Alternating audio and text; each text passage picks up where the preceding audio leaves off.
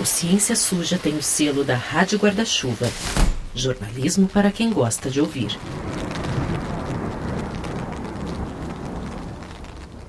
Antes de começar o episódio, eu queria recomendar para você o podcast Sinal de Vida. A Gabi e o Lucas, que tocam o podcast, foram para uma ilha onde tem uma raia super específica e incrível e acabaram se encontrando como pesquisadores, além de desencavarem os casos sinistros sobre o passado do lugar que eles visitaram, com direito a cemitério escondido e ruínas de um presídio. Ouve aí um recado deles e depois do nosso episódio aqui, já deixa o Sinal de Vida salvo no seu tocador. Você já presenciou uma cena que o mundo precisa saber, só que ninguém tava vendo? E se eu te disser que a gente foi pra uma ilha cheia de histórias assim? Tamo no ônibus agora, vai começar a nossa aventura hoje. Por que a gente largou as nossas vidas em São Paulo e veio passar um mês na Ilha Anchieta? Nós somos biólogos e a gente passou um mês nessa ilha, onde ninguém mora, procurando um animal muito louco, a raia-chita. Voltando de um mergulho, A gente viu uma tartaruga muito grande. a gente viveu histórias incríveis e ainda descobriu alguns mistérios sobre a ilha que a gente quer compartilhar com você, porque a gente gravou a viagem toda. Gravando. Tamo indo, fazendo uma trilha, eu e Gabi. Eu tô muito cansada. Ouça Sinal de Vida, um podcast novo sobre viagem de campo e as vidas que se encontraram ali. Em todas as plataformas de áudio.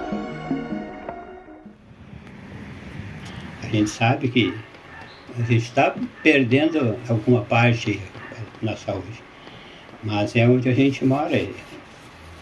A gente não tem condições de sair daqui, não tem. Vamos fazer o quê? Alugar casa não dá, ou aluga ou come, né? A Elisa de Fátima e o Flávio Saldanha, que você ouviu aí, são moradores do bairro São José, que fica a menos de 900 metros da refinaria Alberto Pasqualini, a Refap. Ela é um complexo industrial que ocupa uma área de 580 hectares no município de Canoas, vizinho de Esteio, e que ambos são situados na região metropolitana de Porto Alegre. Ali, os moradores respiram gases tóxicos emitidos no processo de refino do petróleo, que deveriam ser controlados ou minimizados, pelo menos. Mas eles não são. Pelo menos não da melhor maneira possível, porque muitas vezes os estudos ambientais e as fiscalizações falham e acabam deixando pessoas como a Fátima e o Flávio, e a Dirce, e o Selmar, e a Ruth, e o Peterson, e a Cíntia, doentes. Sim, o Ciência Suja ouviu todas essas pessoas que vivem ali perto da Refap, em um local que os sociólogos e outros pesquisadores chamam de zona de sacrifício. Você se sente ruim em questão à saúde, assim, a gente se sente. Você se sente prejudicado com a gente, se sentimos. Mas só vamos sentir, não temos que fazer nada. Porque não tem ninguém que faça nada. E a gente não tem força e nem condições. E é claro que isso não está restrito à Refap. Zonas de sacrifício são regiões que ficam perto de grandes indústrias, como mineradoras, petroquímicas, termoelétricas e siderúrgicas, e que não são levadas em conta por esses grandes empreendimentos, inclusive na hora do licenciamento ambiental.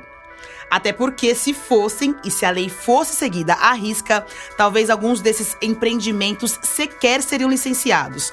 Pelo menos, não da forma como foram pensados inicialmente. São muitos episódios recorrentes, né? E a população sofre, né? Acaba que quem sofre sempre é aquele que não tem voz. Nesse episódio, a gente vai rodar pelo Brasil. Até porque o modus operandi usado para maquiar os impactos na saúde dos vizinhos da Refap, e a gente vai entrar nisso, difere pouco do que acontece, por exemplo, na refinaria Abreu e Lima, e em Pojuca, no litoral de Pernambuco, ou no porto de Cabiúnas, em Macaé, no Rio de Janeiro. Ou até de maneira mais ampla do que aconteceu nos 5 bairros de Maceió que afundaram por causa da extração de sal-gema da Braskem. Ou em Altamira, onde a hidrelétrica de Belo Monte transfigurou a vida em parte da bacia do rio Xingu, na Amazônia. E tem ainda o histórico caso de Cubatão, na Baixada Santista, em São Paulo, que já foi chamado de Vale da Morte, né? Esses agentes, né, da ciência, eles produzem um dado com viés de omissão proposital, intencional de não revelar o panorama sanitário e os riscos anunciados. Nesse episódio, a gente vai trazer os casos da Refap, da Abreu e Lima, do Polo Industrial de Macaé e de Cubatão, para mostrar como a busca cega por um suposto progresso que não segue a ciência, cria injustiça climática e essas zonas de sacrifício. E vamos mostrar como esses locais são perigosos para a saúde e a natureza. E você vai ver também como essas histórias todas são unidas por maquiagem de dados, omissão de órgãos de controle e, no fim, por abandono de pessoas mais fragilizadas. Eu sou o Theo Rupresti. Eu sou a Carolina Marcelino e essa é a 5ª temporada do Ciência Suja, o podcast que mostra que em crimes contra a ciência, as vítimas somos todos nós.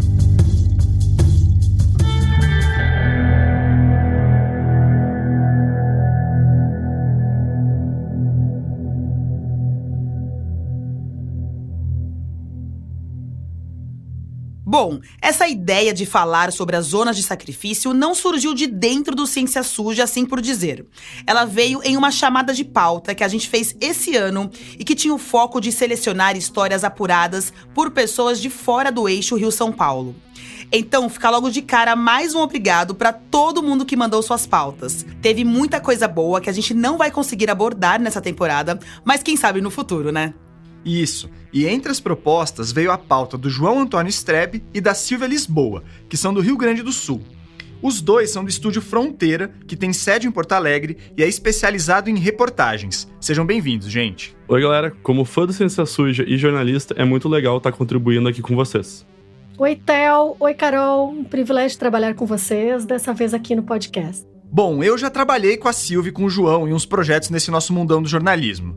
Mas de verdade, gente, a escolha de pauta não teve nada a ver com isso e foi feita em conjunto com todo mundo do Ciência Suja. E outra coisa importante de destacar, e que você que está ouvindo já pode até ter pensado, boa parte do trabalho deles de apuração, produção e roteirização para esse episódio aconteceu durante o caos das enchentes no Rio Grande do Sul. Então, João, Silvia, obrigado de verdade, em dobro, e que as coisas melhorem aí o quanto antes. Valeu, Theo. As coisas ainda estão complicadas aqui em casa. Eu tô falando isso aqui do dia 11 de junho e já se passou 1 mês e meio dos primeiros impactos causados pelas enchentes no estado. E os abrigos seguem cheios, com muita gente que ainda sequer viu a extensão dos danos na própria casa. Sim, aqui em Porto Alegre e Grande Porto Alegre tem bairros que passaram quase 3 semanas submersos. Fui também ao Vale do Taquari, outra região muito atingida pelas enchentes, e a devastação é enorme, até difícil de assimilar. Após a 3ª enchente em menos de 1 ano, muitos agricultores já estão convencidos de que áreas usadas para agricultura terão de ser restauradas e conservadas para evitar que o excesso de chuva provoque tantos estragos, na contramão do que pensa o próprio governo estadual. É inacreditável, né? E assim, o descaso das autoridades com o meio ambiente e seus possíveis impactos, de certa forma, explica tanto as zonas de sacrifício como o que está acontecendo no Rio Grande do Sul, né? No caso específico das enchentes, a manutenção de bombas que jogariam a água para fora de Porto Alegre e de outras estruturas não foram feitas. E o governador Eduardo Leite vinha também flexibilizando normas ambientais e mesmo sugerindo a destruição de estruturas de contenção das águas.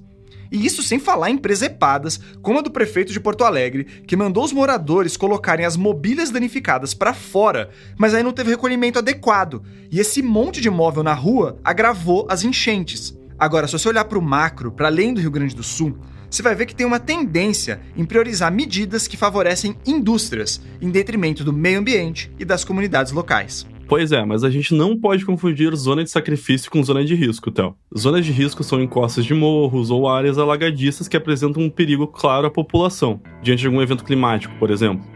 As comunidades das zonas de risco são as primeiras vítimas dos desastres ambientais. As enchentes que aconteceram aqui em maio no Rio Grande do Sul impactaram até quem não morava nas zonas de risco tradicionais, por assim dizer. Mas o caso ainda assim entra nessa definição de um evento climático extremo afetando regiões de risco, entre aspas, por mais que esse conceito precise ser reavaliado diante do tamanho da tragédia. E também não dá para negar que as regiões mais vulneráveis, geralmente habitadas por pessoas de baixa renda, foram as mais afetadas. Já a zona de sacrifício é aquilo que a Carol falou na abertura. É uma região afetada pelo lado negativo da produção de uma grande indústria, um grande empreendimento ou um polo industrial. Boa, anotado, João. E esse conceito, zona de sacrifício, não é novo, aliás. Vamos voltar para o dia 8 de novembro de 1973 e dar uma visitinha na Casa Branca, onde o então presidente dos Estados Unidos, Richard Nixon, fez um pronunciamento importante e meio problemático para o meio ambiente. A gente traduziu aqui um trecho para você. Estou nesta noite anunciando os seguintes protocolos. Primeiro, oriento que as indústrias e serviços públicos que utilizam carvão, que é nosso recurso mais abundante, sejam impedidos de converterem as suas unidades do uso de carvão para o uso de petróleo. Em segundo lugar, vamos encaminhar reduções de combustível para as aeronaves, que vão acarretar numa redução de 10% na quantidade de voos e num reagendamento de horários de chegada e partida. O Nixon estava anunciando medidas para conter no país o primeiro choque da crise do petróleo. Em resumo, questões como a guerra do Yom Kippur e os conflitos que se seguiram no Oriente Médio geraram uma escassez de petróleo e obrigaram as grandes nações a rever seu alto consumo. Mas essa não era uma medida fácil para uma nação altamente dependente dos combustíveis fósseis. Então, o Nixon mandou racionar o petróleo, mas reativou minas e usinas termoelétricas movidas a carvão. Ele trocou uma fonte poluidora por outra, até porque precisava de algum combustível para aquecer as casas durante o inverno. Mas o Nixon não avaliou os riscos dessa medida sobre as pessoas e o meio ambiente. E isso motivou a National Academy of Sciences, a Academia Nacional de Ciências dos Estados Unidos, a lançar ainda em 1974 uma declaração sobre a importância de se reconhecer o alto impacto ambiental e social da mineração, uma das responsáveis por fornecer o carvão que substituiria o petróleo. Ouve um trecho aí.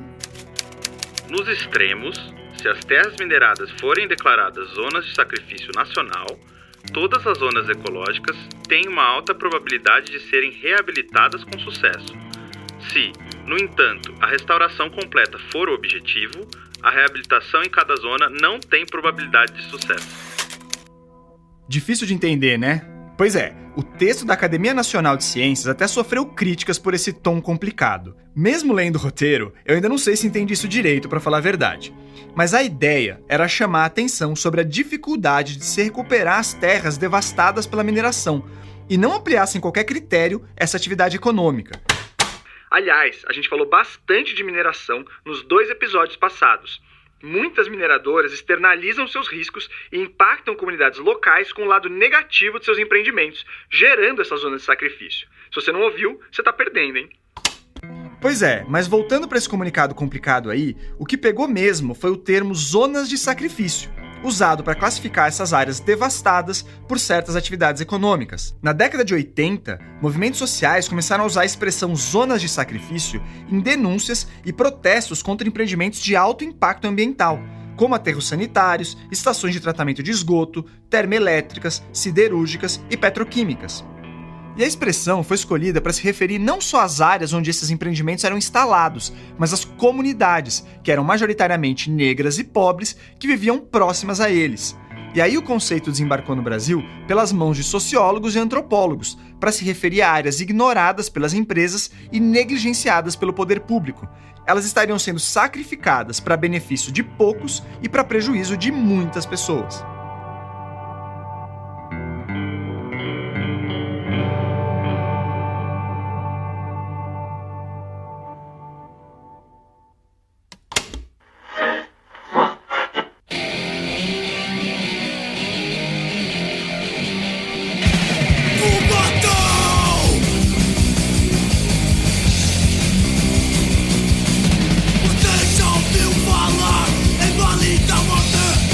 Talvez a maior zona de sacrifício, ou pelo menos a mais famosa no Brasil, tenha sido Cubatão. O negócio foi tão grave que a região ficou conhecida como o Vale da Morte. Mas bora voltar no tempo de novo. O polo industrial de Cubatão começou ali nos anos 1950 com a industrialização do Brasil e ganhou incentivos durante a ditadura militar. O químico e engenheiro industrial Hélio Lopes, que trabalha há 50 anos na área de controle ambiental e atuou lá em Cubatão, contou como tudo começou. Cubatão, assim, ele teve início, né, a industrialização aí na década de 50, quando você tem a construção da refinaria Presidente Bernardes, né, uma refinação de petróleo, e na sequência, né, como é normal de acontecer, vieram as petroquímicas. Né? As petroquímicas se instalaram e, posteriormente, vieram as indústrias de fertilizantes, indústria siderúrgica, e se criou o Polo Industrial de Cubatão. Mas esse enorme parque industrial foi criado em uma época que o impacto ambiental não era considerado nem sequer previsto em lei. Para construir o polo e atrair o capital estrangeiro, o governo só pensou no aspecto logístico. Cubatão ficava a pouco mais de 20 quilômetros do Porto de Santos, o que facilitaria o escoamento da produção ou a compra de matérias-primas. Mas o local era totalmente inadequado do ponto de vista ambiental. Ele fica em um vale cercado por um paredão natural de 700 metros de altura da Serra do Mar. Então, a serra impede a circulação de vento, o que facilita a concentração de poluentes. Tanto que a poluição de Cubatão deixou suas marcas na Serra do Mar. Se você passar por lá, dá para ver os rasgões na serra, porque a vegetação não cresce mais ali. Fora que ao passar pelo complexo industrial na beira da estrada ali, parece que você tá passando por uma filial de Mordor, aquela do Senhor dos Anéis. E isso sem falar nas mortes. Cubatão virou notícia no mundo quando crianças começaram a nascer sem cérebro ou com outras graves malformações. Tinha inclusive uma reportagem narrada pelo Fernando Gabeira pro programa Videocartas da TV Bandeirantes que dá o tom de como essa cidade era vista. Eis as cicatrizes da Serra do Mar. Ela perdeu suas árvores e já mostra sinais de revolta contra o vale. O pior, que nessa região estão localizados tanques e dutos capazes de levar a destruição para toda a Baixada Santista, uma área onde moram 1 milhão de pessoas. Isocianato, butano, amônia, dicloretano, silicone, óleo antacênico, xileno, hexano. São os nomes dos venenos que estão em torno de suas casas. O lugar parece resignado a seu destino, mas essa resignação é apenas uma aparência. As pessoas têm medo de combater a poluição e perder o próprio emprego. Aqui, mais do que em qualquer outro lugar do mundo, começaram a nascer crianças sem cérebro. Foram pelo menos 37 crianças nascidas com anencefalia em Cubatão. A Silvia Lisboa entrevistou Hélio Lopes, que você já ouviu antes aqui, sobre essa época dramática. E sobre como ele, um engenheiro, chegou na cidade no final da década de 70 para tentar mudar para melhor essa zona de sacrifício imensa. Então vai daí, Silvia. Bom, para mim o Hélio é um desses heróis anônimos que muda a história pelo comprometimento e que só não fazem mais porque enfrentam engrenagens poderosas. Ele chegou em Cubatão como funcionário da CETESB, a agência do governo do estado de São Paulo, que era responsável pelo controle e o licenciamento de atividades com alto impacto socioambiental. Só bem pouco antes dele aparecer por lá é que haviam sido criadas as primeiras leis estaduais para definir níveis aceitáveis de poluição do ar. Aí só em 83, porque a coisa foi se evoluindo de uma tal maneira que se criou uma mancha para o nosso país mundialmente. E a ONU, enfim, ela considerou aí Cubatão como uma cidade mais poluída do mundo, a ponto de ser chamado de Vale da Morte. A missão do Hélio ali era começar a reduzir o impacto socioambiental das indústrias de Cubatão. E a CETESB tinha até um poder considerável para isso. Mas antes de autuar ou fazer qualquer outra coisa com as empresas, era preciso medir a poluição para comprovar o estado das coisas. Até porque, sem isso, dificilmente as indústrias e refinarias mudariam a forma de trabalhar. No começo, a equipe era bem pequena. O Hélio contou que eram 3 engenheiros, ele incluído, e uma secretária para monitorar um polo industrial com 23 indústrias que nunca tiveram que prestar contas para ninguém. O Hélio ficou responsável pela refinaria de petróleo Arthur Bernardes, da Petrobras, e de Patti, das siderúrgicas. E aí ele começou a identificar as fontes de poluição do ar. Resultado: só o Hélio mapeou 230 fontes de poluição do ar, e os seus colegas, mais 44 fontes de poluição das águas e 46 de poluição do solo. Fazendo as contas, deu um total de 320 fontes de poluição na região. O ar de Cubatão era feito de hidrocarbonetos, fluoreto, dióxido de enxofre, óxido de nitrogênio, amônia e material particulado. O fluoreto, que é um gás extremamente letal, tóxico, ele é fitotóxico, porque ele ataca a vegetação, inclusive. Nós tínhamos 956,2 toneladas por ano sendo lançada na atmosfera. Veja, era uma carga violenta.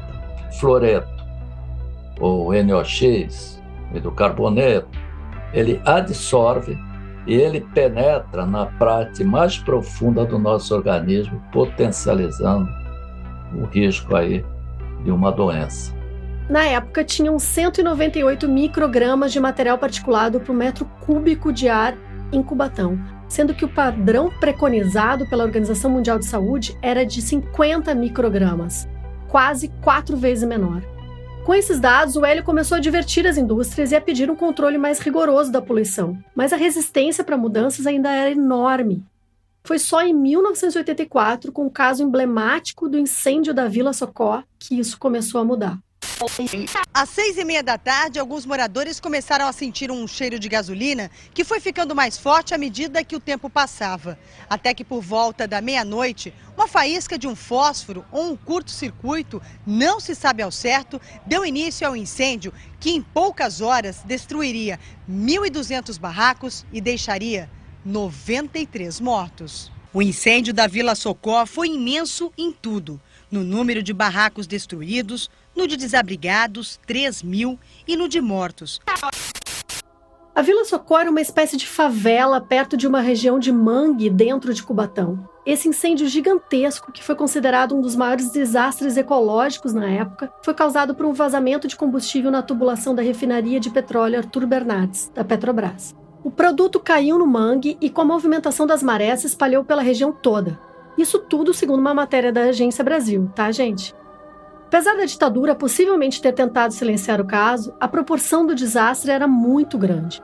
Com o apelo popular e atenção da mídia, o Hélio e seus colegas da CETESB mandaram todas as indústrias implantarem a melhor tecnologia disponível para controle da poluição e para medidas de segurança. As empresas reclamaram, mas foram obrigadas a seguir regras mínimas após o incêndio. Nos anos seguintes, começou a acontecer uma transformação em Cubatão. Fiscalização e regulamentações mais apertadas, ações contínuas da CETESB, responsabilização das empresas. Muito graças ao esforço do Hélio e de seus colegas, a poluição de lá caiu consideravelmente.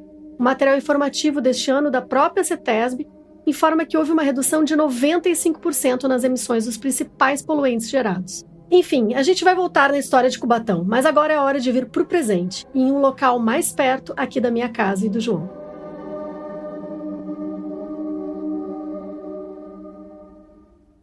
O caso de Cubatão assusta pela dimensão do dano, mas também pelas consequências terem chegado de um jeito tão palpável e rápido. Crianças nasciam sem cérebro por causa da poluição e a anencefalia é para ser uma coisa muito rara, não um problema que vira e mexe acontece.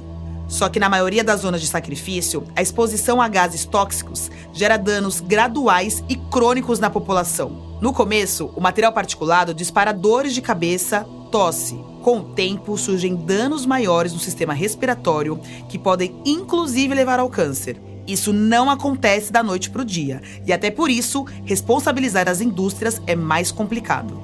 Um exemplo disso está acontecendo hoje na divisa entre Canoas e Esteio, na região metropolitana de Porto Alegre. É ali que fica a refinaria Alberto Pasqualini, a Refap que a gente falou antes. Ela surgiu ali no final dos anos 60, mais ou menos na mesma época que as indústrias em Cubatão estavam operando com tudo e sem regulamentação. Mas por provocar danos menos visíveis e que se acumulam com o tempo, a Refap segue colocando a vida dos vizinhos em risco hoje. O João Antônio Strebe, o produtor desse episódio, junto com a Silvia, viveu por mais de 20 anos em Esteio, ali pertinho da refinaria. Até por isso ele estudou bastante sobre esse assunto e sabe como é a dinâmica da região. Conta pra gente, João. Então, eu vivi 24 anos em Esteio, um município com cerca de 83 mil habitantes que fica aqui na Grande Porto Alegre. E eu me acostumei a ver a chama e sentir o cheiro dos flares da refinaria queimando. Flare, para quem não sabe, são as torres onde essas indústrias costumam queimar o excesso de gás gerado ao longo do refino do petróleo. Isso gera uma chama quase ininterrupta no alto das torres. Enfim, eu sempre ouvi muita reclamação dos moradores que são vizinhos da empresa. Quando eu era mais novo, eu até normalizava a situação toda, já que a cidade convivia com a Refap há décadas e o cheiro não parecia gerar nada demais para quem vivia ali colado na refinaria. Só que de uns anos pra cá, tanto as reclamações relacionadas à saúde da população, quanto o cheiro meio ácido da queima do excesso de gás aumentaram. Aí eu acabei pesquisando como é feito o processo de refino do petróleo para entender o que dava aquele odor marcado na memória dos esteienses. E como você deve imaginar, esse processo é complicado, mas vamos focar nas partes que podem gerar resíduos e a queima do material particulado. No resumo do resumo, o petróleo bruto passa alguns dias decantando, fazendo a separação entre os sólidos e os líquidos. Depois ele passa pelo craqueamento, onde é colocado numa torre de processamento que cada nível do processo libera um subproduto menos nobre que o anterior, por assim dizer. A parte mais alta libera gás liquefeito do petróleo, o GLP, e gasolina. A parte mais baixa gera nafta ou querosene, e assim vai, até chegar no nível mais básico que libera asfalto ou borra de petróleo. E em cada uma dessas etapas são gerados poluentes atmosféricos, que precisam ser queimados nos flares, nas torres que você falou, certo? Isso, certo. Só que aquela chama dos flares, na teoria, serviria como um escape para os gases da refinaria em momentos específicos, como uma emergência ou alguma manutenção programada. Porque queimar os gases do processo de refino gera dióxido de enxofre, que é especialmente tóxico. Mas pensa que, para evitar um transtorno maior, como uma explosão, e para poder seguir com a produção acelerada, esse recurso de queimar o excesso dos gases acaba sendo usado de forma recorrente. Em teoria, isso produz um volume de gases tóxicos bem grande. Então eu fiquei desconfiado e comecei a ir atrás dos moradores, para tentar entender os efeitos do dióxido de enxofre. E aí eu percebi o tamanho dos danos que as zonas de sacrifício podem trazer para quem vive nelas. A sua moral, a sua angústia, o seu sofrimento, a sua noite de sono, a sua paz, a sua tranquilidade, tudo isso essa pessoa perde um pouco, né? Essa é a voz do Adonis Alegre. Ele é um ex-morador da região que eu entrevistei e ele também é advogado de um processo contra a Petrobras, que opera a Refap, em uma ação coletiva protocolada pelo grupo Esteio Sem Poluição. A ação é composta na maior parte por moradores dos bairros São José, São Sebastião, Santo Inácio, Liberdade e Parque Primavera, que são os mais pobres da região. E o pedido inclui uma indenização individual para cada morador, mas o foco é a construção de uma clínica equipada e com uma equipe que saiba lidar com os impactos dos gases no sistema respiratório. Os sintomas iniciais mais reconhecidos ao inalar dióxido de enxofre são ardência nos olhos e no nariz, tosse seca, irritação na garganta e vários outros problemas respiratórios. Todos esses sinais são sentidos em algum grau hoje pela Fátima e o Flávio, que são aquele casal que a gente ouviu no comecinho do episódio. Na cidade de Esteio, vindo falar com os moradores. Eu falei com os dois no dia 19 de abril. A casa deles fica a cerca de 800 metros do flare, que está escondido por uma mata plantada de eucaliptos, mas que, segundo eles, não impede o avanço dos gases. É real, isso aí a gente sente na pele, né? A gente sente na carne, sente no corpo. O negócio é tão sério que as casas e apartamentos dessa região têm um valor pelo menos 30% menor do que um lugar com as mesmas características, só que mais distante da Refap. E eu sei disso porque eu monitorei esses valores algumas vezes com as imobiliárias. E esse mesmo argumento está no processo do movimento Esteio Sem Poluição, que eu mencionei antes. É onde eles têm, né, o local deles, né, das pessoas que se ralham. Ou seja, uma zona de sacrifício é desvalorizada, empobrecida por esse tipo de atividade industrial. E isso acaba prendendo a população local ali, porque ela só venderia sua casa por um preço de banana, e aí não teria para onde ir direito. Mas ainda assim, e apesar de eu não estar duvidando da dor da comunidade, eu precisava de dados. Aí eu fiquei sabendo que a Fundação Estadual de Proteção Ambiental do Rio Grande do Sul, a FEPAM, tem uma rede de sensores que monitoram indústrias com grande pegada ambiental, como é o caso da Refap. Só que a FEPAM divulga dados que atualmente oscilam quase sempre entre qualidade boa e regular. Mas peraí, então na verdade não tinha problema? Os moradores que estavam com uma impressão errada? Então, não.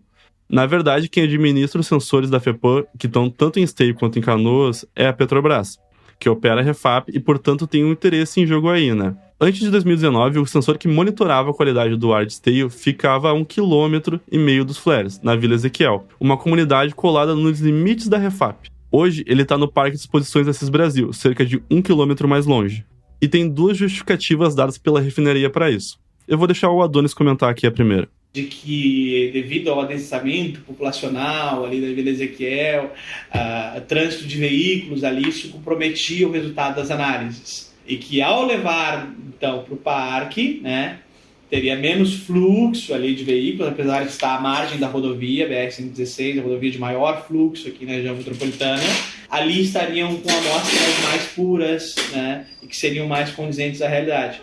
Ou seja, a Petrobras alega que a poluição do trânsito da Vila Ezequiel não deixaria o sensor isolar o efeito da Refap em si. Só que o local atual está na margem de uma estrada movimentada também, então é questionável esse argumento. Aliás, eles chegaram a alegar que as churrasqueiras e bicos de solda poderiam afetar a medição nesse endereço. Isso eu tirei das mais de 2.000 páginas do processo movido pelo grupo Esteio Sem Poluição.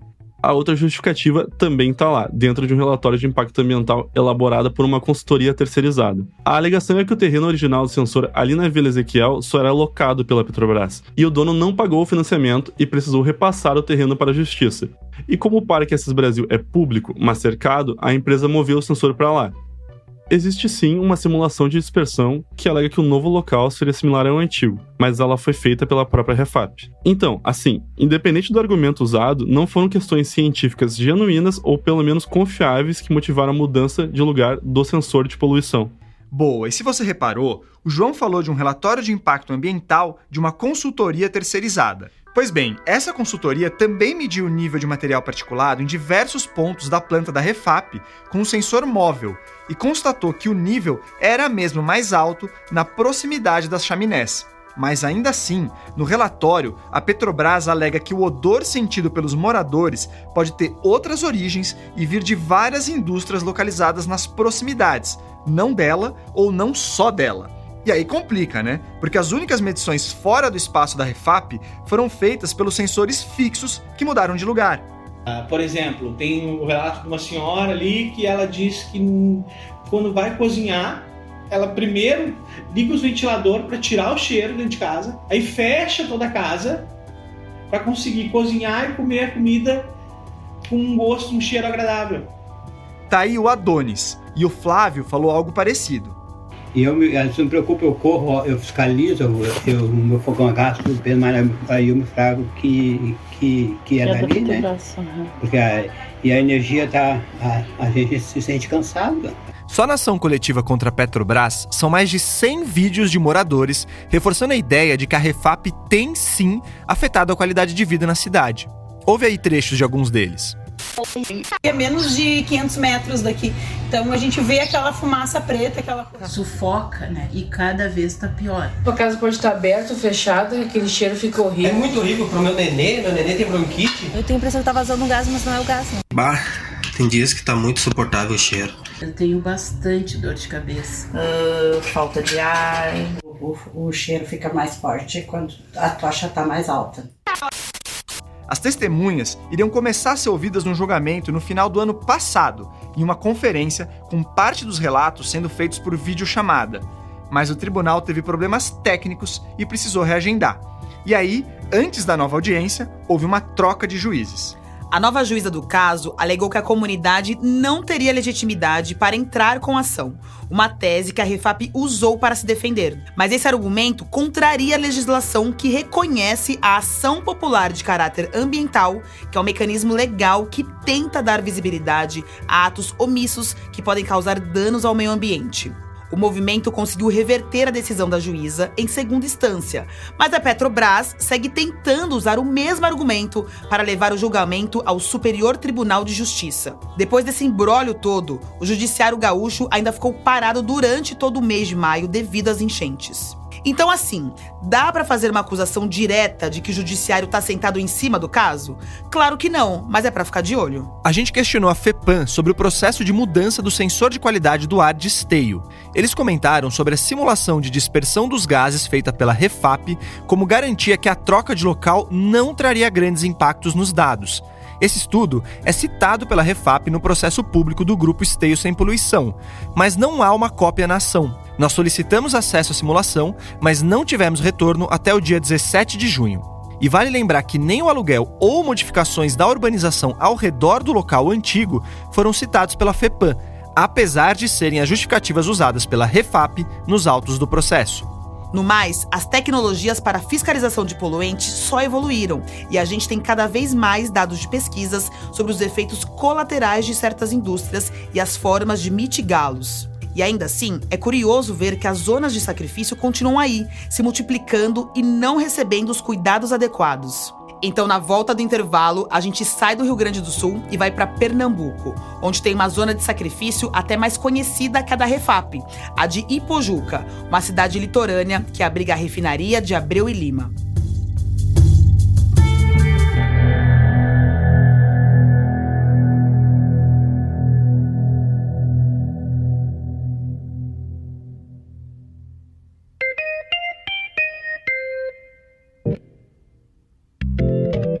Esse intervalo é para lembrar que o Ciência Suja tem o apoio do Instituto Serrapilheira, que fomenta projetos de pesquisa e divulgação científica.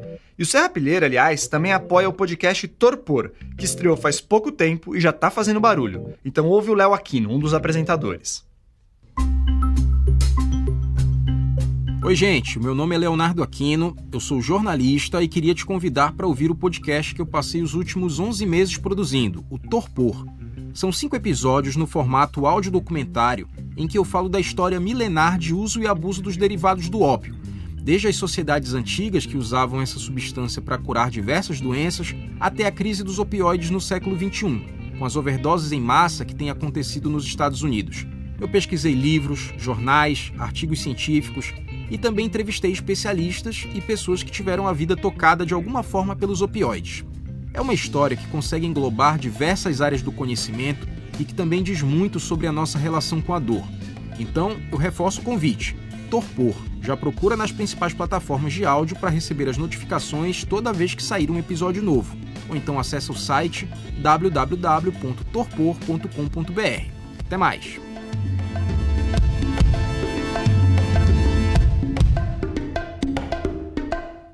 E agora um recado do pessoal da Rádio Novelo. Um tempo atrás, começaram a me mandar um vídeo. I need to have a little chat with the people of Brazil. Talvez você tenha visto. Talvez você mesmo tenha me mandado. Why didn't you warn me this is the best book that's ever been written? Um vídeo de uma mulher que acabou de ler Memórias Póstumas de Brás Cubas. Oh, I'm reading a translation by Flora Thompson DeVoe. A minha tradução de Memórias Póstumas de Brás Cubas. E agora eu sentei para conversar com a Courtney sobre o que é ler Machado de Assis pela primeira vez. Eu sou a Flora Thompson DeVoe. E no Rádio Novelo Apresenta dessa semana, a gente traz 2 histórias sobre encontros que se repetem. Tem a minha história com Machado e tem o Alisson Barbosa contando de um encontro indesejado, o da cabeça dele com um orelhão. Quando você terminar de ouvir o Ciência Suja, pode procurar pelo episódio Eterno Retorno, que já está em todos os aplicativos de áudio. Rádio Novelo Apresenta. Toda quinta-feira, histórias que você nem sabia que precisava ouvir. A cidade de Pojuca fica na Grande Recife, no litoral de Pernambuco. É daqueles lugares com praias paradisíacas de água clarinha, mas é ali também que está a refinaria de Abreu e Lima. Tanto Ipojuca quanto uma das cidades vizinhas, Cabo de Santo Agostinho, viraram zonas de sacrifício após a implantação da refinaria, em 2014. Para falar sobre isso, a gente conversou com o professor da Universidade Federal de Pernambuco, José Marcos Silva, que é um craque em analisar estudos e relatórios de impacto ambiental e apontar eventuais problemas. Não sei se vocês lembraram, em 2019 teve o derrame do petróleo, derramamento. Apareceu manchas enormes aqui. Opa, se a gente lembra. Mas esse assunto vai render um outro episódio nessa temporada ainda, então vamos deixar isso de lado por enquanto.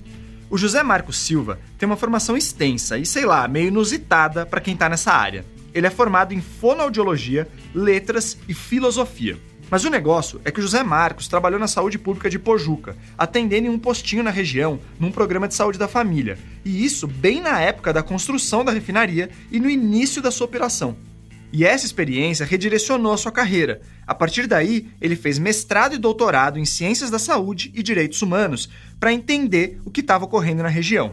Foi aí que o José Marcos começou a revelar as falhas dos estudos e relatórios para licenciamentos ambientais, os EIA-RIMAS. Ele contou pra gente sobre como foi esse processo durante a construção da Abreu e Lima.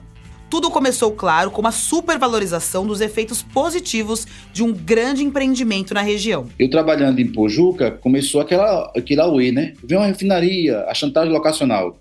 Vai ter emprego, todo mundo vai ficar rico. E vamos lá, um auê. Bom, de fato alguém ficou rico. As empreiteiras envolvidas na obra da refinaria Abreu e Lima, que foi construída entre 2005 e 2014, foram alvo das investigações da Operação Lava Jato pelo superfaturamento da construção, que aumentou quase 8 vezes no decorrer do processo. Mesmo tendo feito parte do pacote de privatizações do ex-presidente Michel Temer, a refinaria segue pública, virou a nova menina dos olhos da Petrobras e pode passar até por uma expansão da capacidade produtiva. Em compensação, a região ao redor dela não tá com essa bola toda.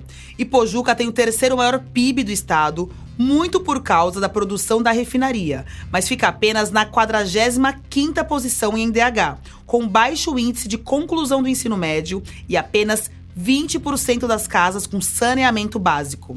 Cabo de Santo Agostinho tem o 4º maior PIB, mas também deixa a desejar no saneamento básico, que não atinge 15% da população. O José Marcos observou no próprio consultório os impactos que surgem antes mesmo de começarem os efeitos da poluição gerada pela refinaria. E eu vou explicar. É que, como em Cubatão, a geografia de Pojuca não foi respeitada, o que, nesse caso, gerou efeitos colaterais nas praias. Essa refinaria foi implantada num local onde não deveria, do ponto de vista dos planos diretores das cidades. É local de praia. É local de praia, é local de turismo. A gente está vivendo já questões ligadas à contaminação das praias por causa da lavagem dos fundos de navios, por exemplo. Essa lavagem de fundos de navios petroleiros é um processo que precisa ser feito periodicamente para tirar os resíduos de petróleo e gases, para fazer consertos ou para receber novas cargas. O navio petroleiro é como um posto de combustível, com muitos resíduos tóxicos e altamente inflamáveis que podem gerar contaminação dos mares e do ar. Segundo José Marcos, as análises usadas para montar os EIA-RIMAs da Abreu e Lima, que são aqueles licenciamentos ambientais, não levaram em conta a relação da população com o meio ambiente. E Pojuca e Cabo de Santo Agostinho tinham, por exemplo, uma cultura de pesca antes da implantação da refinaria e que foi completamente desconsiderada. E aí, muitas pessoas foram realocadas para locais onde não dava para pescar, pelo menos como um sustento adequado. E o que eles fazem, geralmente, alocam para um lugar totalmente inadequado para a vida daquelas pessoas. Você chegava lá, tinha o pescador, era o único da casa, do local, que decidiu ficar, que não ia embora. E a gente perguntava por quê? Porque minha vida é aqui. Não é uma questão de ter um lugar para morar, é porque eu vou à praia todo dia eu vou na ilha, eu pego minha rede, meu barco está aqui. Onde é que eu vou morar lá no fim do mundo? A legislação prevê que um estudo de impacto ambiental é necessário em quase todo o processo de requisição de licença. E nesse estudo é preciso fazer o panorama sanitário do local onde a empresa vai ser implantada. Isso significa coletar dados aprofundados de toda a região para ver como a instalação de uma refinaria, por exemplo, altera a fauna, a flora e a dinâmica social local e como isso afeta a qualidade de vida da população. Só que eles não fazem nenhuma pesquisa de dado primário, que é ir ao campo, ir no lugar. Imagina se um biólogo vai conversar vai catalogar espécies de peixes lá e conversa com o pescador. Olha, qual o peixe que você pega aqui? O pescador conta tudo aquilo, ele cataloga muito mais. O que o José Marcos quer dizer é que se fossem a campo para valer, os responsáveis por essas coletas possivelmente iriam ver que tem muito mais peixe, muito mais planta, muito mais bicho e muito mais gente dependendo desse ecossistema do que o que está registrado em um mapa feito à distância ou em cima de estimativas. E aí, claro, um relatório que incluísse essa pesquisa de campo mais detalhada mostraria um impacto socioambiental muito maior ao instalar uma refinaria em dada região. Ora, em vez de dizer que uma refinaria afetaria 10 espécies de peixe, o relatório diria que afeta 100, sei lá. E aí ficaria mais difícil ou mais caro de implantar uma indústria. Entendeu a lógica? De acordo com José Marcos e com Hélio Lopes, aquele engenheiro que contou pra gente sobre Cubatão, as empresas fazem EIA-RIMAs que não retratam de modo fidedigno como as coisas eram antes da implantação desses empreendimentos. E o fato desse mapeamento ser falho dificulta a fiscalização. Se não existem dados prévios sobre como era aquele ambiente, como eu garanto que os danos foram causados pelo empreendimento? Fica mais complicado. As secretarias do meio ambiente e os órgãos de fiscalização federais e estaduais não deveriam aceitar estudos assim, mas não é isso que ocorre, segundo o pessoal que a gente entrevistou. Nenhum dos 9 estudos de impacto ambiental de petroquímicas brasileiras analisados pelo José Marcos ouviram as comunidades que seriam afetadas, e isso é uma etapa obrigatória. No EIA-RIMA de Abreu e Lima, por exemplo, os consultores que assinam o estudo sugerem que os pescadores de Pojuca não compreendem bem o seu ofício e deveriam usar lanchas para pescar em alto mar, já que perderiam seu acesso à praia com a instalação do complexo. E o dano às áreas de mangue da Mata Atlântica também não é mencionado, sendo que a refinaria foi erguida em zona costeira. E a inexistência dessas informações sobre o ecossistema local, além de dificultar a busca por culpados em casos de impactos deletérios, basicamente bloqueia ações de mitigação. Se ele coloca como impacto o aumento de doenças respiratórias, lá no momento do próprio estudo de impacto ambiental vai ter uma parte de minimização e compensação dos impactos, tá? Medidas compensatórias e de minimização dos impactos. Eles têm que anunciar o que vai fazer. Se ele anuncia no diagnóstico o problema, nas medidas compensatórias, eles vai ter que minimizar ou compensar. Essas ações de mitigação, aliás, deveriam ter um cronograma claro e factível para que o órgão ambiental possa fiscalizar e cobrar. Só que, de novo, sem uma análise prévia detalhada, quando a população local começa a aparecer no PS tossindo, a refinaria pode alegar que não tem nada a ver com isso, até porque não daria para saber se o pessoal já não estava mal antes, entendeu? Então ela consegue alegar que opera dentro da lei, porque recebeu o licenciamento e o Estado não pediu nada nesse sentido. Fica difícil até para o Ministério Público cobrar. Já começa interpretando errado a legislação. E muita gente, às vezes, até pela falta desse conhecimento técnico, acaba dando um parecer errado. Muitas vezes é por ignorância, mas muitas vezes é por pressão também. Tá aí o Hélio Lopes para não me deixar mentir. Segundo ele, José Marcos, se os licenciamentos fossem feitos corretamente, conforme manda a lei, as zonas de sacrifício seriam mais raras. Então, assim, é lamentável, o licenciamento ele é bom, ele tem a perspectiva de prevenção. Se ele for colocado em prática minimamente, como está previsto em lei, ele cumpre seu papel.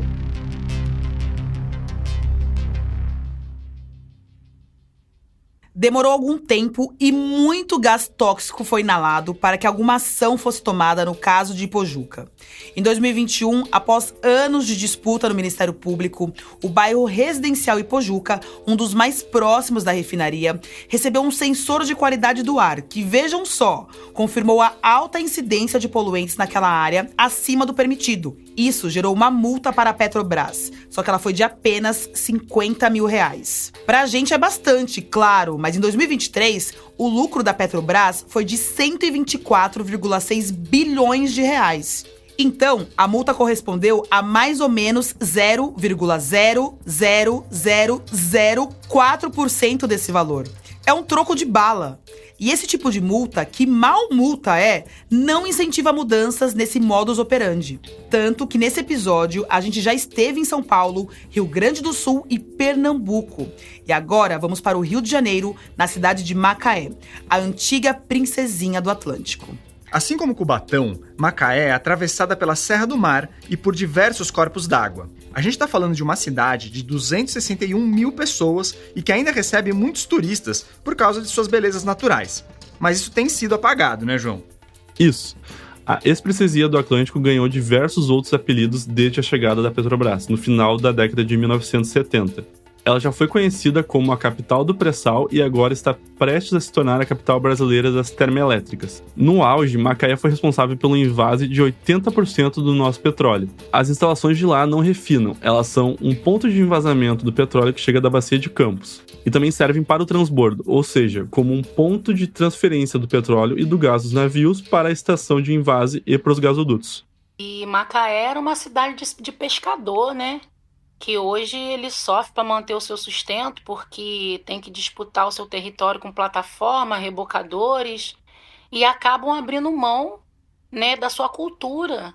A voz que você acabou de ouvir é da Cíntia Santo. Ela é guia de turismo no município, além de ser coordenadora do projeto Pedala Preta, que incentiva o cicloturismo local e tenta recriar as relações da comunidade com suas raízes.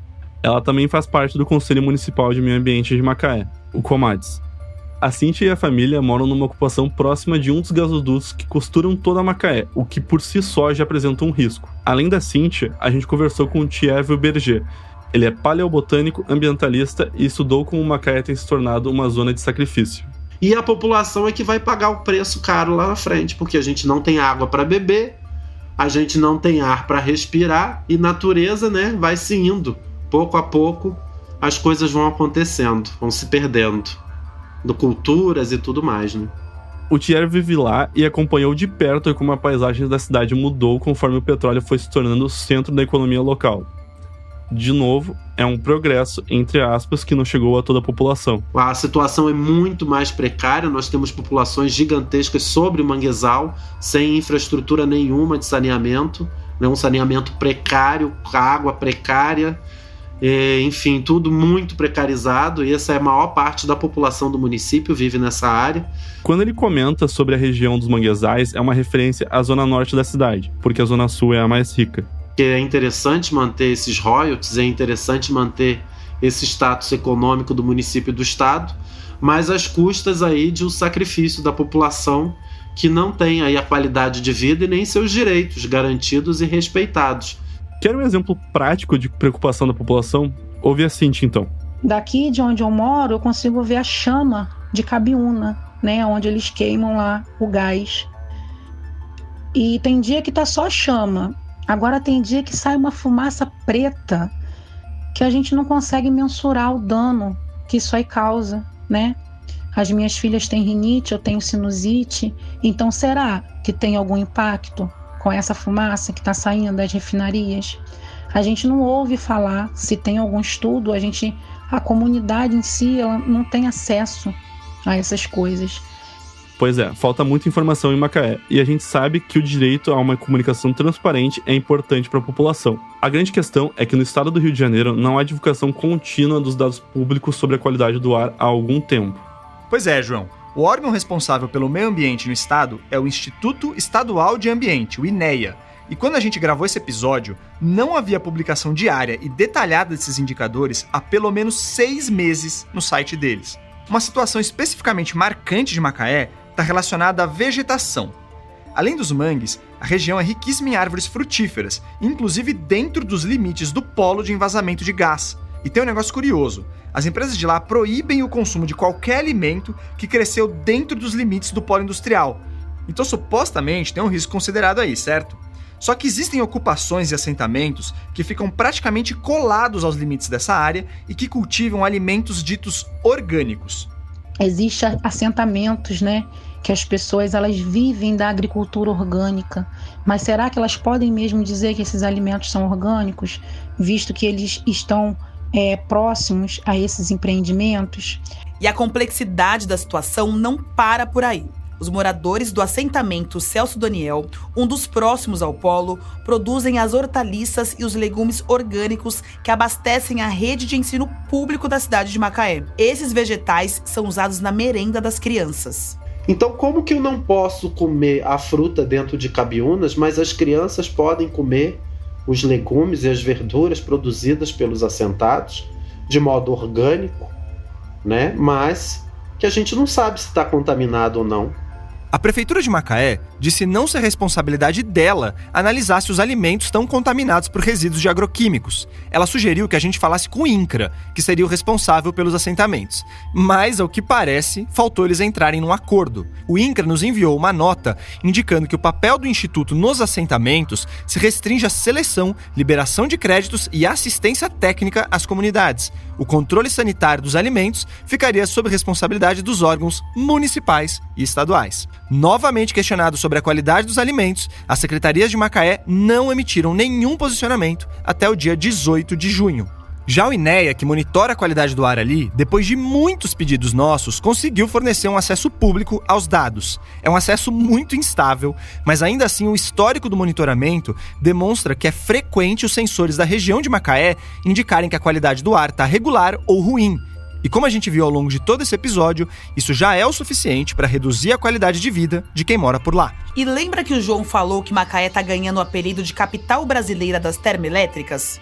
Então, indo na contramão do processo de descarbonização do mundo, Macaé já tem 3 termoelétricas em operação e outras 9 com processo de licenciamento rolando.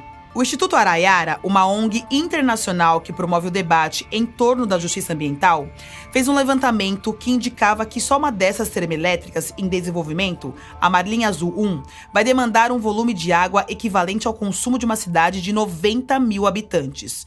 Ou seja, 1/3 da população de Macaé, que já tem um abastecimento precário e um saneamento básico ruim. Alguns ambientalistas estão com medo, inclusive que Macaé vire algo parecido com aquela Cubatão do passado. Aliás, será que Cubatão conseguiu lidar com o estrago de toda aquela poluição? Boa, então vamos voltar para Cubatão, inclusive para mostrar como a participação social é importante na busca por mudanças reais. Porque assim, além do trabalho de gente como Hélio Lopes, o engenheiro que era da CETESB, teve um outro pessoal muito importante nesse processo de transformação da cidade. É a turma da Associação de Combate aos Poluentes, a CPO, que hoje é liderada pelo Jeffer Castelo Branco. A Silvia falou com o Jeffer e pode contar como ele liderou de dentro de uma fábrica a luta que resultou no fechamento da Ródia em Cubatão. Aliás, a Rod é uma indústria química multinacional de origem francesa, para quem não sabe. Mas enfim, a história do Jeffer mostra para mim como são os sacrificados que muitas vezes acabam arcando com o ônus de ter que defender a própria vida de empreendimentos que não respeitam o meio ambiente. Entre 1974 e 1983, o Jeffer trabalhou numa loja de materiais de construção, nada a ver com a indústria. Mas ali ele também vendia um produto anticupim, o Pentox, que era feito à base de pentaclorofenol, e era um sucesso. E se vendia muito isso na empresa de material para construção, mas se vendia num volume tão grande que o estoque ficava perto da área de vendas. E como o estoque era muito grande, as latas, vinho em latas, vazavam. E o cheiro daquilo lá impregnava muitas vezes o local ali todinho, né, onde ficava. Só que o Pentox foi banido, e o Jeffer não sabia muito bem o porquê. Bom, corta essa história para alguns anos depois, quando ele arranjou um emprego na tal Rod em Cubatão.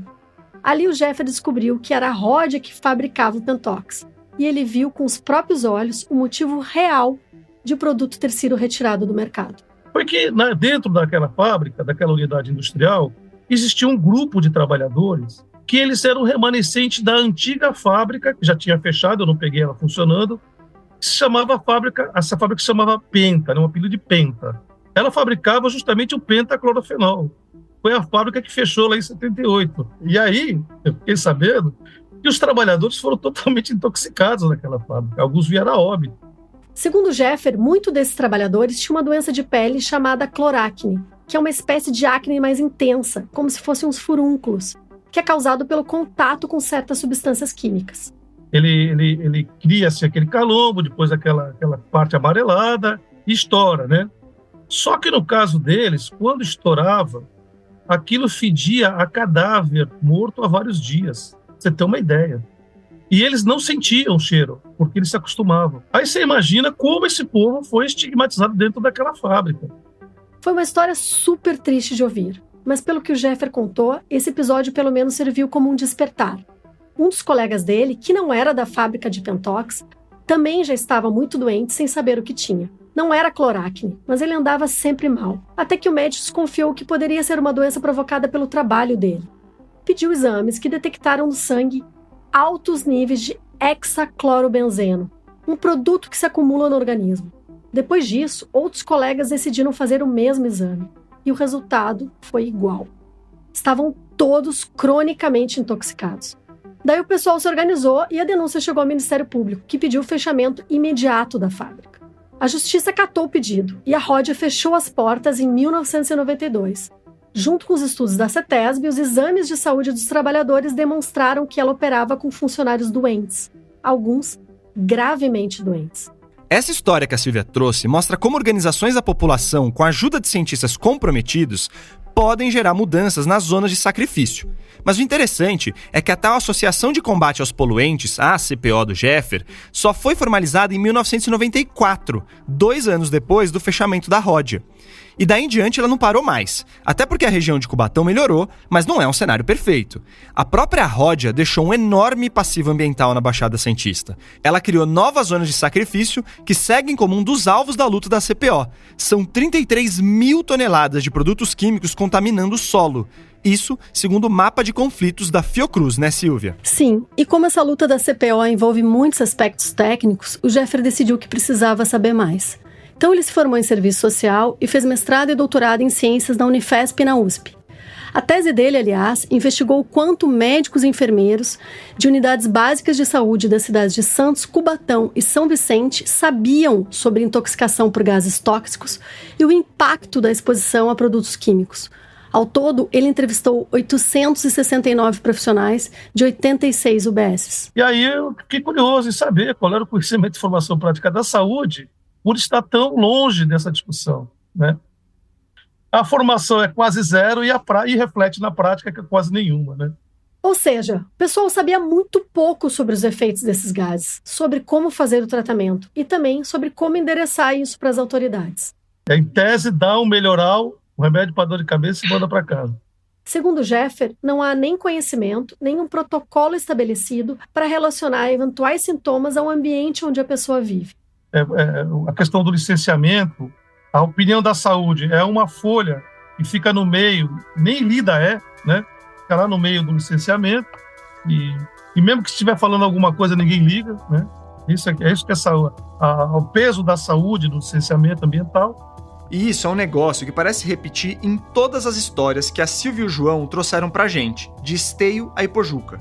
O Jeffer, o Hélio, o José Marcos, o Thiers, o Adonis e outras pessoas estão nesse esforço para conscientizar especialistas e órgãos de controle que a gente precisa de mais atenção no combate aos poluentes, não menos.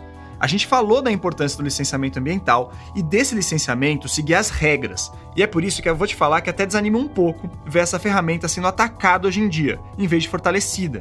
Por exemplo, está tramitando no Congresso Nacional o projeto de lei 2159, que é considerado a boiada de todas as boiadas. Lembra dessa frase do ex-ministro do Meio Ambiente, Ricardo Salles?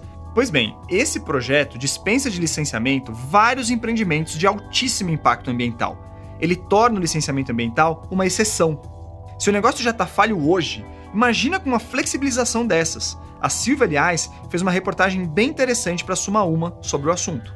Pois é, Theo. Depois leiam lá, pessoal. Nessa matéria, eu entrevistei o Márcio Astrini, que é o secretário executivo do Observatório do Clima. E ele me disse que a boiada atravessou a rua, passou do Planalto para o Congresso. E isso é especialmente ruim, porque o executivo consegue contornar certas leis com portarias e decretos malandros. Mas o que a gente está falando agora é de mudar a própria lei, o que ainda é pior. É estranho ver esse debate acontecendo agora, que a gente acabou de viver o maior desastre ambiental no Rio Grande do Sul, e certamente um dos maiores do Brasil, em extensão de área e pessoas atingidas. Enchentes como essa são mais comuns por causa das mudanças climáticas. E as mudanças climáticas são intensificadas pela falta de rigor no controle de poluentes. E mesmo assim, o Congresso acha que vale fazer leis que facilitam o despejo de novas emissões de gases do efeito estufa na atmosfera. Os licenciamentos podem e devem ser melhorados, não enfraquecidos. Sem eles, nós vamos ter mais episódios como os de Cubatão, Esteio, Ipojuca e Macaé. As zonas de sacrifício podem se espalhar ainda mais pelo Brasil, e os sacrificados podem ser qualquer um de nós. Morando aqui em Porto Alegre, vendo o caos que o Rio Grande do Sul virou, eu acho isso especialmente doloroso. Mas a gente precisa tentar mudar isso, e que Belchior nos sirva de inspiração.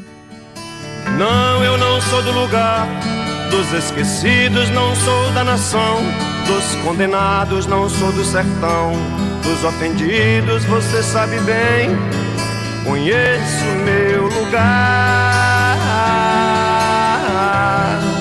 conheço meu lugar, conheço meu lugar.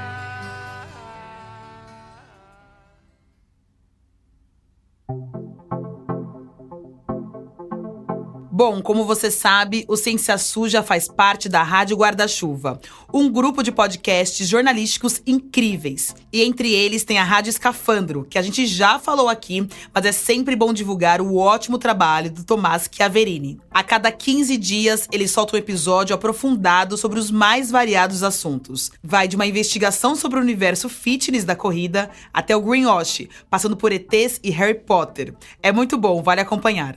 O nosso podcast também tem um financiamento coletivo para manter a operação rodando. Quem puder contribuir, é só acessar o nosso site, o cienciasuja.com.br, e ver nossas opções. Ou procurar pela gente na Aurelo ou na Apoia-se. Tem diferentes planos, cada um com umas coisinhas bacanas. A 5ª temporada do Ciência Suja é apresentada por mim, Carol Marcelino. E por mim, Telro Preste. Este episódio foi produzido pelo João Antônio Strebe e pela Silvia Lisboa. Gente, muito obrigada pela sugestão e pelo trabalho espetacular que vocês fizeram. Eu que agradeço pela oportunidade, pessoal. Foi muito importante poder trazer a visibilidade para esse tema, no geral, tanto quanto para esses casos. Inclusive o de Esteio, que faz parte da minha história também. Eu agradeço muito também e eu espero continuar investigando todas essas histórias que a gente ouviu, porque elas ainda têm repercussão ainda hoje. O roteiro é do João e da Silvia e a edição de texto é minha, com apoio da Chloé Pinheiro, do Felipe Barbosa e do Pedro Belo. A edição de som, a mixagem, as trilhas originais e a masterização são do Felipe. As artes das capas e o projeto gráfico do Ciência Suja são da Mayla Tanferri e do Guilherme Henrique. As vozes complementares são do Pedro Belo. Nesse episódio, nós usamos áudios do canal da Associated Press Archive no YouTube, de uma reportagem do Fernando Gabeira sobre Cubatão para o programa Videocartas da TV Bandeirantes, também disponível no YouTube, e de uma reportagem sobre os 30 anos do incêndio da Vila Socó, produzida pela TV Tribuna, afiliada da Rede Globo em Santos. Também de Santos é a banda Psych Possessor, de quem nós usamos um um trechinho da música Cubatão. E agora, mais no finalzinho, você ouviu um pedaço da música Conheço o Meu Lugar, na voz do Belchior. E você também ouviu trechos curtos de depoimentos de moradores no processo do grupo Esteio Sem Poluição contra a Petrobras, que opera a Refap. O nosso site foi desenvolvido pelo Estúdio Barbatana. Nele ou no seu tocador favorito no YouTube, você encontra todos os episódios do Ciência Suja. Siga a gente nas redes sociais. O Ciência Suja tá no Instagram, no Twitter, no Facebook e no TikTok. A gente se vê daqui a 2 semanas no 4º episódio dessa temporada. Não conta pra ninguém, mas vai ser sobre suplementos alimentares. Até lá!